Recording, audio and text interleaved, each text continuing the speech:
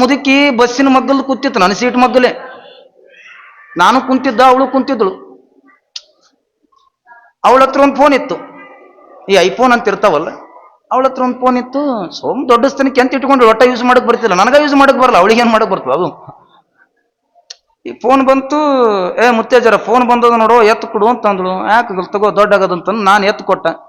ಅದು ಎತ್ತಬೇಕಾದ್ರೆ ನಾನು ಮೊದಲು ಯೂಟ್ಯೂಬ್ನಾಗ ಸರ್ಚ್ ಮಾಡೀನಿ, ಐಫೋನ್ದಾಗ ಫೋನ್ ಹೆಂಗೆ ಎತ್ತಬೇಕಂತ ನಮ್ಗೆ ಗೊತ್ತಿಲ್ಲ ಅದು. ಹಂಗ ಹಿಂಗೆ ಮಾಡಿ ಎತ್ತದ ಫೋನ್.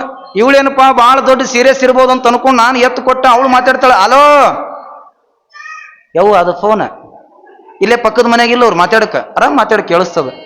ಆ ಮುಂದ ಡ್ರೈವರಿಗೆ ಕೇಳ್ಸಕತ್ತದ, ಈಕಿ ಮಾತಾಡುದು ಅಲೋ ಅನ್ನೋದ್ರ ಮುಂದಿನ ಒಬ್ಬ ಬಸ್ ಸ್ಟಾಪ್ ಮಾಡ್ಯಾನ, ಯಾಕೋ ಅವ್ರು ಭಾಳ ಅಲೋ ಅನ್ನಕತ್ತಾರತ್ತಂದು ಅಷ್ಟು ಜೋರು ಮಾತಾಡಕತ್ತಾಳ ಇವಳು. ಹೇಳು ಅಲೋ, ಆ ಪುಟ್ಟ ಗೌರಿ ಡೆಲಿವರಿಗಂತ ದವಾಖಾನಿ ಬಂದಾಳ, ಏನಾಗ್ಯದ ಅದಕ್ಕೆ ಹೇಳ್ತಾಳೆ ಈಕಿ. ಕೇಳವ ಇವೆಲ್ಲ ಹಂಗಿರೋದ್ರಿಂದ ನೀವು ಚರಿತ್ರೆಯ ಕಡೆ ಗಮನ ಇದೆ, ಅದು ಕೇಳೋರಿದ್ದೀರಿ. ಆ ಮಗು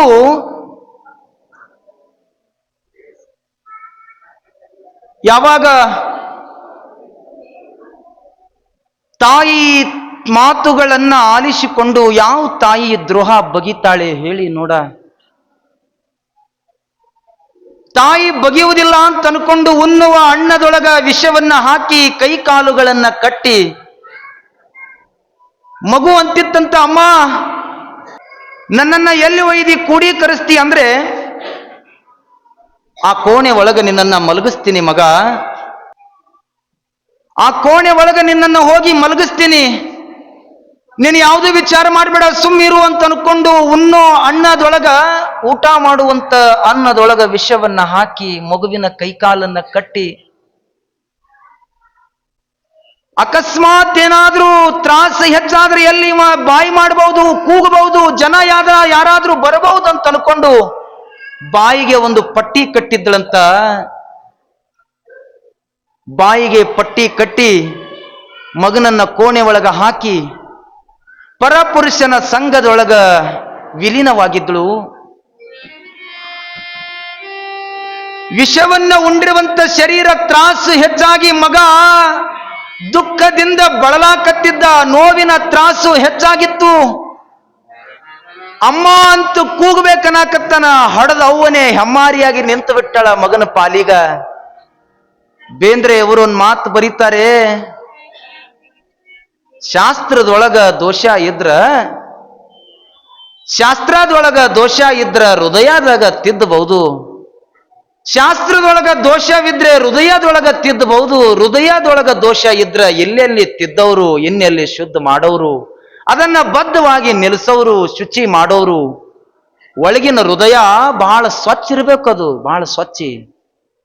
ಹೆಂಡದ ಹರಿವಿ ಮೇಲಿಂದ ಪೂಜಿಸದಡೆ ಒಳಗಿನ ಗಂಧಕ ಬಿಟ್ಟಿತ್ತೆ, ಹೆಂಡದ ಹರಿವಿ ಆಗಬಾರದು ಹೃದಯ, ಅದು ಪರಿಕಲ್ಪನೆ ಮನಸ್ಸು ಆಗಬೇಕು. ಅವಳು ಹೃದಯ ಕೆಟ್ಟಿತ್ತು, ಹಾಲುಣಿಸುವ ತಾಯಿ ನಂಜಾಗಿ ನಿತ್ತಳ. ಅದಕ್ಕೆ ಬರೀತಾರ ಶರಣರು, ಒಲೆ ಹತ್ತಿ ಉರಿದೋಡೆ ನಿಲ್ಲಬಹುದಲ್ಲದೆ, ಒಲೆ ಹತ್ತಿ ಉರಿದೊಡೆ ನಿಲ್ಲಬಹುದಲ್ಲದೆ ದರೆ ಹತ್ತಿ ಉರಿದೊಡೆ ನಿಲ್ಲಬಹುದಾ, ಏರಿ ನೀರುಂಬಡೆ ನಾರಿ ತನ್ನ ಮನೆಯಲ್ಲಿ ಕೊಳುವಡೆ, ತಾಯಿಯ ಎದೆ ಹಾಲು ನಂಜಾಗಿ ಕೊಲುವಡೆ ಇನ್ಯಾರಿಗೆ ದೂರಲಿ ಕೂಡಲ ಸಂಗಮ ದೇವ. ಮಗು ಕಣ್ಣೀರು ಹಾಕ್ತಿತ್ತು, ವಿಷವನ್ನ ಉಂಡಿರುವಂತ ದೇಹ ತ್ರಾಸಾಗ್ತಾ ಇತ್ತು. ತ್ರಾಸು ಹೆಚ್ಚಾಗಿ ನೋವೆಚ್ಚಾಗಿ ಬಾಯಿಯೊಳಗಿನ ರಕ್ತ ಸ್ರಾವ ಆಗ್ತಾ ಇತ್ತು. ಇನ್ನು ನನ್ನನ್ನ ಕಾಪಾಡೋರು ಯಾರು? ಕೂಗಿ ಗಟ್ಟಿ ಧ್ವನಿಯಿಂದ ಕರಿಬೇಕತ್ತಾನೆ, ಬಾಯಿಗೆ ಪಟ್ಟಿಯನ್ನ ಕಟ್ಟಿದ್ದಾಳೆ ತಾಯಿ. ಪರಪುರುಷನ ಸಂಘದೊಳಗ ಲೀನವಾಗಿ ಕಾಮ ಕ್ರೀಡೆಯನ್ನ ಆಡ್ತಾ ಇದ್ದಾಳೆ. ಹಡದ ಮಗ ಲೆಕ್ಕಿಗೆ ಬರಲಿಲ್ಲ. ಹಡದ ಮಗ ಸಾವು ನೋವಿನೊಳಗ ಬದುಕಾಕತ್ತಾನ. ವಿಟನೊಡನೆ ಬದುಕು ಮಾಡಬೇಕಂತ ಹಾಲು ಕಾಸ್ಕೊಂಡು ಪರಪುರುಷನಿಗೆ ತಗೊಂಡು ನಡೆದಾಳಿ ಇವಳು. ಮಗ ಹೊಟ್ಟಿಗೆ ಹುಟ್ಟಿದ್ದ ಮಗ ಸಾಯಾಕತ್ತದ, ಮಗನನ್ನ ನೋಡ್ಲಿಲ್ಲ. ಮಧ್ಯರಾತ್ರಿ ಆಯ್ತು. ಎರಡೂ ಕಾಲುಗಳಿಂದ ಬಿಕ್ಕಳಿಸಿ ಅಳ್ತಾ ಇರಬೇಕಾದ್ರೆ ಇನ್ನೇನು ನನ್ನ ಪ್ರಾಣ ಪಕ್ಷಿ ಹಾರ್ತು ಅಮ್ಮ ಅಮ್ಮ ಅಂತ ಕೂಗಬೇಕನ್ನಕತ್ತನ. ಶಕ್ತಿ ಇಲ್ಲ, ತ್ರಾಣ ಇಲ್ಲ, ರಕ್ತಸ್ರಾವ ಆಗ್ತಾ ಇತ್ತು. ಕೋಣೆಯ ಮಧ್ಯದೊಳಗೆ ಬಿದ್ದು ಹೊದ್ದಾಡಕತ್ತನ. ಇನ್ನು ನನ್ನ ಬದುಕಿಸುವರಾರು, ನಾ ನೋಡೋದು ಯಾರು? ನನ್ನ ಹಡದವ್ವ ಇಂಥ ಕೃತ್ಯ ಎಸಗಬಹುದಿತ್ತೇನು? ಒಂದು ಕ್ಷಣ ವಿಚಾರ ಮಾಡುತ್ತ ಮಗು, ಅಮ್ಮ ನಾ ಏನ್ ನಿನಗೆ ಅಡ್ಡಿ ಮಾಡಿದ್ದೇನು? ನಿನಗೇನು ಆತಂಕ ತಂದಿಟ್ಟಿದ್ದೇನು? ನನಗ್ಯಾಕಿಂತ ಶಿಕ್ಷಾ ಕೊಟ್ಟಿ? ಹರಿಹರರು ಬರೀತಾರೆ, ಮಗನನ್ನ ಜನ್ಮ ಕೊಡಬೇಕಾಗಿತ್ತು ದೊಡ್ಡದಲ್ಲ, ಮಗನನ್ನ ಬೆಳೆಸೋದು ಬಹಳ ದೊಡ್ಡದು. ಆ ಮಗನು ಕಣ್ಣೀರು, ದುಃಖ, ನೋವು, ರಕ್ತಸ್ರಾವ ಕಾಣೋದನ್ನ ಕಂಡು ಸಾಯುವಂತ ಮಗ ಇನ್ನಾದ್ರೂ ಯಾರೂ ಬರೋದಿಲ್ಲ, ಹಡ್ದವನೇ ನನಗೆ ಹೆಮ್ಮಾರಿಯಾಗಿ ನಿಂತ್ಕೊಂಡ್ಳು.